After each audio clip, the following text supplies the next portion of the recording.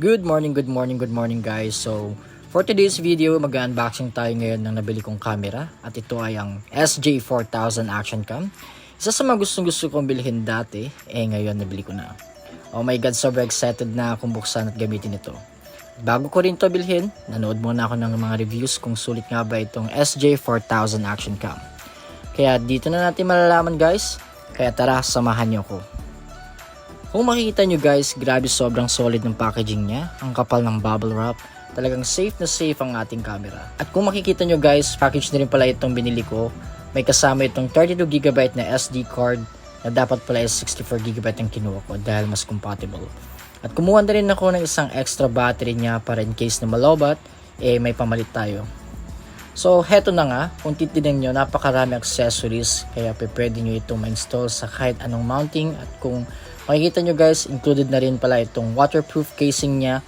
Kaya pwede nyo rin po itong gamitin pang underwater activities tulad ng diving. So guys, tatanggalin natin siya ngayon sa kanyang waterproof case para makita natin kung maganda nga ba talaga ang SJ4000.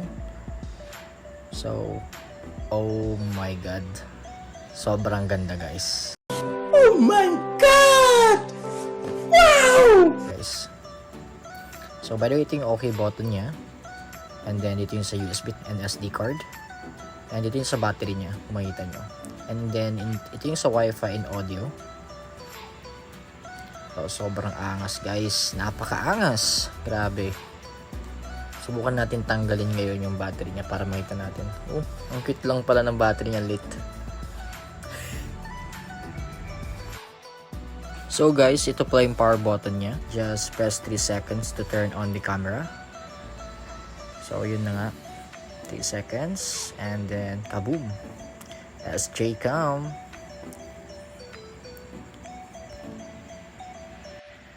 So guys, naka 1080p 60 pala siya. And then ito rin yung Wi-Fi niya, battery, and then yung audio and date time.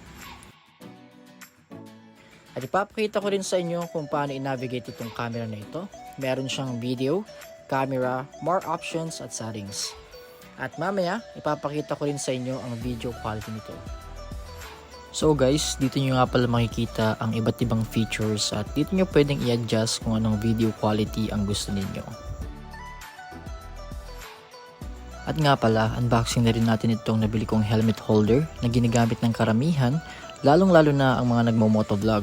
So makikita nyo guys, may kasama nitong cellphone holder, kaya pwede nyo na rin ilagay ang cellphone nyo sa helmet in case na malobat na ang battery ng SJ cam nyo o kahit anong camera.